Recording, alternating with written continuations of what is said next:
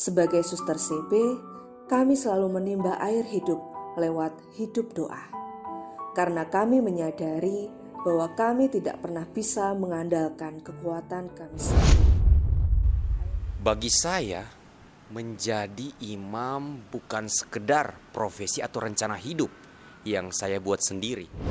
Ini adalah menjalani kehidupan membiara berarti meninggalkan segala sesuatu, termasuk orang tua, saudara, dan saudari di rumah.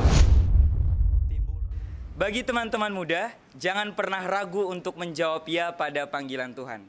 Karena yakinlah ketika kalian...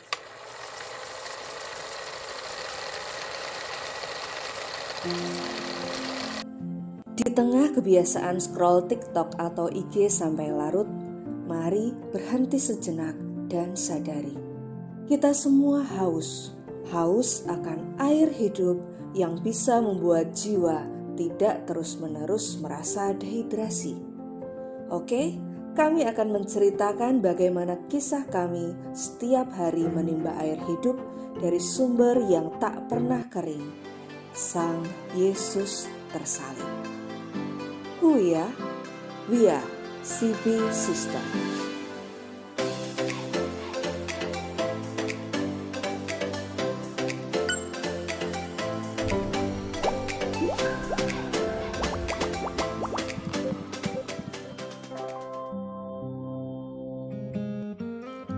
Tahukah kalian, ada kebahagiaan yang tak bisa diukur oleh dunia, tetapi bersemayam dalam hati dan jiwa.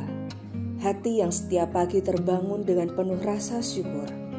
Itulah yang menggerakkan langkah kami setiap harinya. Mengawali pagi dengan melangkah ke gereja tercinta saat matahari masih enggan menampakkan diri. Air hidup yang tak pernah kering selalu kami timba dalam ekaristi. Ya, selalu, setiap hari. Sebab itulah yang menjadi kekuatan kami dalam melayani. Sebagai suster CB yang memiliki berbagai karya kerasulan di bidang pendidikan, kesehatan, dan sosial pastoral, tentu kami siap sedia untuk diutus mengalirkan air hidup kemana saja. Dan semua itu justru menjadi salah satu kebahagiaan menjadi suster CB loh. Nah, untuk kali ini kami ingin berbagi sedikit tentang pelayanan kami di kerasulan pendidikan. Membangun dasar baik menjadi tujuan utama Bunda Elizabeth saat mengawali karya pendidikan. Hadir dengan seluruh diri kami di sekolah, di tengah anak-anak yang polos, lucu, dan lugu. Tujuan kami bukan hanya mengajar, namun menyalakan api cinta di hati mereka. Terkadang kami pun justru banyak belajar dari mereka. Belajar arti bahagia sejati dalam kesederhanaan tawa mereka, belajar ketulusan dalam lucunya tingkah mereka, belajar beriman lewat mendengarkan kisah mereka. Sungguh sangat menarik dan mengesankan. Nah, kami beritahu rahasia lainnya tentang keseruan hidup membiara ya. Tentunya adalah hidup bersama dalam komunitas. Komunitas adalah rumah tempat kami pulang dan melepas lelah. Rumah tempat kami bertumbuh dalam cinta dan panggilan kami mengikuti Yesus tersalib. Sebagai suster CB, kami selalu menimba air hidup lewat hidup doa.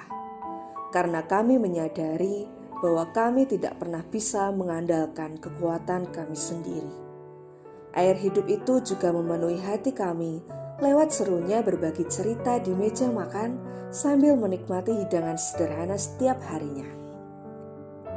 Oh iya, tentunya di dalam komunitas kami juga saling melayani loh, bukan dalam hal besar, tapi dalam hal kecil dan sederhana. Entah saat memasak di dapur, ataupun saat merawat tanaman dan lingkungan di kebun sambil mengembangkan hobi. Setiap talenta yang kami miliki justru dikembangkan untuk melayani dan juga untuk memuliakan Tuhan. Dan yang istimewa, bahkan sampai masa tua pun, kami tetap bisa berbagi cinta lewat talenta yang kami miliki. Misalnya, merajut dan membuat rosario.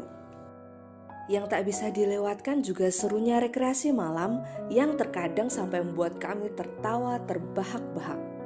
Apapun itu, komunitas adalah tempat kami bisa menjadi diri sendiri. Kami semakin mengalami dicintai tanpa syarat oleh Tuhan lewat setiap pribadi yang berjalan bersama dengan kami. Yah, pastinya hidup kami juga nggak selalu estetik kayak feed Instagram. Tetapi kalian akan mengetahui setiap hari ada cerita yang akan bikin kalian makin menyadari ini tempat yang selama ini aku cari. Kami telah mengalaminya dan kami bahagia. Maybe this is also your place to belong. Let's find us.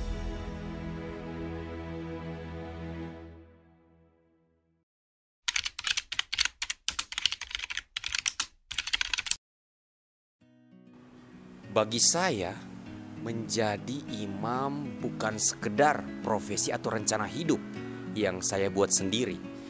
Ini adalah panggilan yang datang dari dalam, yang terus membuat saya gelisah kalau belum memberikan hidup sepenuhnya untuk Tuhan dan sesama.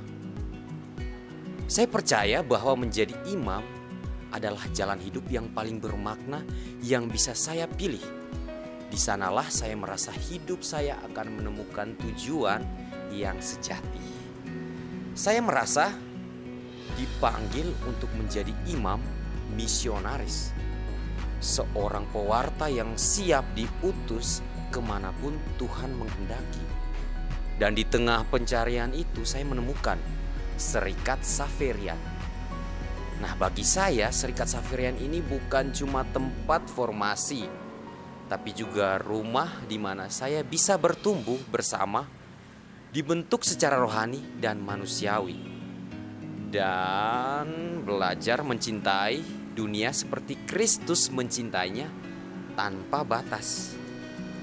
Melalui Serikat Xaverian, saya yakin bisa mewujudkan panggilan hidup saya menjadi imam yang hadir dan melayani dan membawa harapan bagi mereka yang belum mengenal kasih Tuhan. Ini bukan jalan yang mudah,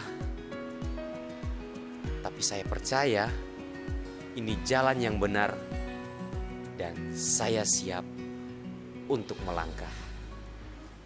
Sebagai seorang biarawan, saya menghadapi beberapa tantangan yang memerlukan kesabaran, ketabahan, dan komitmen yang kuat. Dua tantangan yang paling signifikan bagi saya adalah yang pertama, mengatasi emosi negatif. Menerima kritikan atau penilaian dari orang lain dapat memicu emosi negatif seperti kesedihan, kekecewaan, dan kemarahan. Namun saya berusaha untuk mengatasi emosi-emosi tersebut dengan memohon rahmat Tuhan dan mempraktikkan kesabaran dan ketabahan dalam kehidupan sehari-hari. Menghadapi kehilangan, itu yang merupakan tantangan yang kedua. Menjalani kehidupan membiara berarti meninggalkan segala sesuatu, termasuk orang tua, saudara, dan saudari di rumah. Timbul rasa kehilangan, rindu keluarga, dan keinginan untuk pulang seringkali terjadi dan membuat hati tidak tenang.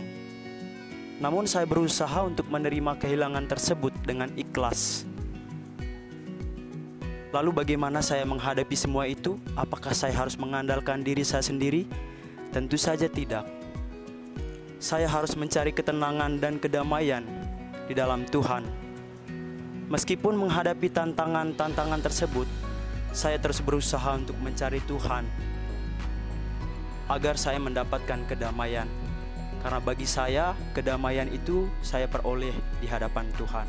Dengan apa?